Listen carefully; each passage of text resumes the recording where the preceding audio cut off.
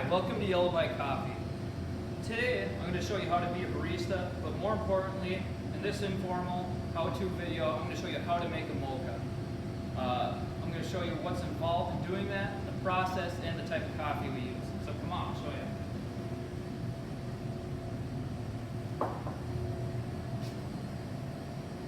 Here at Yellow Bike Coffee, we use Duluth Coffee Company's product. They're a local company and they do a fantastic job producing coffee and espresso for the area. And we're very proud to feature them here. Moving on to the coffee, as coffee is a very important thing for people. It often starts their day and sometimes can end it.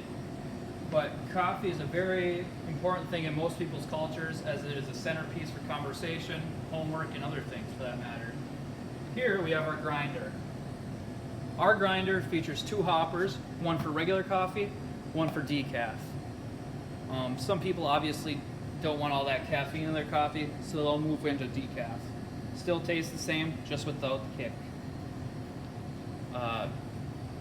As you look a little closer here, you'll see we have a grading scale. A little system here. We have more fine, which will obviously chop up the coffee, grind it up a little more finer. And then as you move over to the right, it gets more coarse, a little bit more of a thicker blend. Oftentimes we don't touch that. If you kind of just got to gain the feel of the coffee, you'll learn how it's pulling and whether you figure you need to move that or adjust it or not. All our coffees here, all our espresso shots, they come out in twos. So every time I pull a shot out of here, it's going to be 2 shots of espresso essentially. And that's kind of what's determining how much goes into each drink. Moving on to this piece of equipment here is called the espresso machine. For lack of a better term, it's pretty basic. On our espresso machine, we have 3 group heads, 1, 2, and 3. Different machines have different amounts. Doesn't determine the quality of the machine by any means. Here, this is called a portafilter. And what this does is essentially hold the coffee. Inside the portafilter, I have a basket. Pops out nice and easily for cleaning and different purposes like that. But right here, this basket, all it does, it holds the coffee ready in place for the pre-infusal and the infusal. Just gonna pop that sucker back in there, lay it down here. As we move over, we're gonna go into what actually makes the drink. What makes a drink a mocha? Well, basically, a mocha is coffee or is chocolate. Here we got our chocolate at Yellow Bike. It's a homemade chocolate, and that's essentially the main flavoring ingredient in the mocha. So, in a drink of a mocha, it's chocolate, espresso, and steamed milk. A lot of times you'll see people order a chocolate caramel mocha, a chocolate hazelnut, almond, different things like that. What separates a mocha from a latte essentially is the chocolate. It doesn't make much sense to me, but that's the difference. These are all flavors you can individually get in a latte too. As you look, kind of as I stated earlier, we have caramel, white chocolate, Caribbean Sunrise, kind of our feature flavor right now. That holds orange, vanilla, and rum. A lot of people have been ordering that lately as springtime's coming around. We have vanilla, orange, raspberry, maple, and my favorite, hazelnut, and lastly, almond. This flavor here is used for our chai lattes. A lot of people order it. It's really fantastic. It's a little bit different than everywhere else. Now back to the product. Here at Yellow Bike Coffee, we have 2 different sizes. We have a small, a little bit smaller cup, and small, this would hold 2 shots of espresso if we wanted to mocha. People can add more or not, but that just essentially decides on the size. So this would hold 2 shots of espresso. Let's set that back up here. Here's our medium. Our medium cup features 3 shots of espresso. So as I come over, if I'm going to make a mocha, if I want the small, I'm going to do 2 pumps. Same thing for any of our other flavors if they wanted a different flavored latte. But for the mocha, 2 pumps of chocolate in the small, We're not gonna make a small right now, we're gonna go with the medium. I'm just gonna set that back up there. Here we got the medium cup still. This gets 3 shots of flavor. So here comes the chocolate. 1, 2, and 3 pumps. I'm gonna set this here. Now we're gonna get into making the coffee.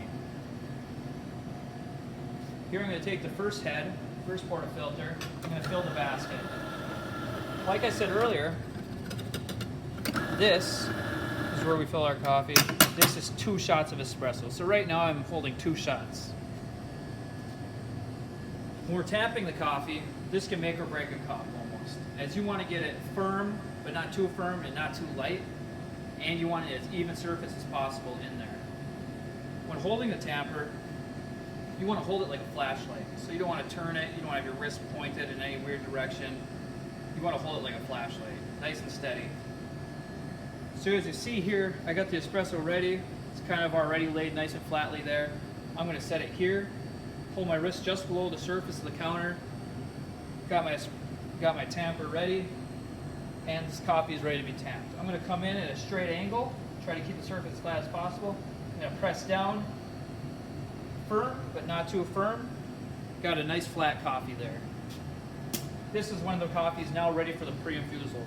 We're going to lock that baby in there, and now is the pre-infusal, the first stage. It's going up to about 6.5, 7 seconds. That's when you want to start the infusal of the coffee. As you see here, we got a nice steady stream. At this point, I usually pull the other one out, get it nice and dry, because that's huge. When you're starting coffee, you want to get it nice and dry. I'm going to kick this one off, stop that one, and this is ready to be grinded. Our grinder is preset. It's got preset regulations that we set it to. Halfway through, I usually stop just to get the coffee nice and flat, go right back into it, and it stops on its own. All I'm doing, I'm pressing against this. So when I put it in, I'm just pressing against this little button here. This is ready to be tamped now. I'm going to grab my tamper, just like I said earlier, kind of holding it like a flashlight, arm below the counter surface, and we got a nice flat basket here. Pressing down, firm, not too firm, got a nice flat surface, and this is now ready to be pre-infused. Lock that in there. Got the pre-infusal going. 6.5, 7 seconds, kick it over, and bam, that's your espresso. This is the base of the coffee. This is where all the energy, all the caffeine comes from. You know, this is why people like it. Around the same time, 23 seconds, we'll kick it off. Each of these, this is 2 shots here, like I stated earlier, roughly, you know, weighs about 40 to 50 grams. I'm going to dump that in there. And then since it's 3, I'm only going to use half of this. We only got 3 shots of espresso in this. Now we're ready for the milk. Here, I'm going to rinse it out, make sure there's no existing milk in there. And I'm going to get this going. Here's our steam wand, right up here. Make sure there's no water in there. Give it a nice little scrub, get it clean. Turn that up. When I drop it like that, that's letting it breathe. That's letting the milk breathe so it doesn't make that high-pitched screeching noise. So right now, key to steaming milk, you kind of want that vortex, that spiral of the milk, because you kind of see it spinning there. When doing this, you want it to feel hot.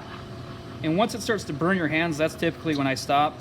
Go a little 5 seconds longer, and I'll shut it off. Wipe it off quickly, let a little steam out, get the bubbles out like that. Watch out, it jumps. Now we're ready for our mocha. Here's the steamed milk. Going like that.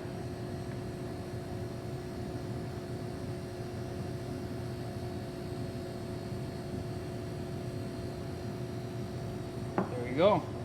And that is our mocha. That's my how-to on how to make a mocha. Hope you enjoy.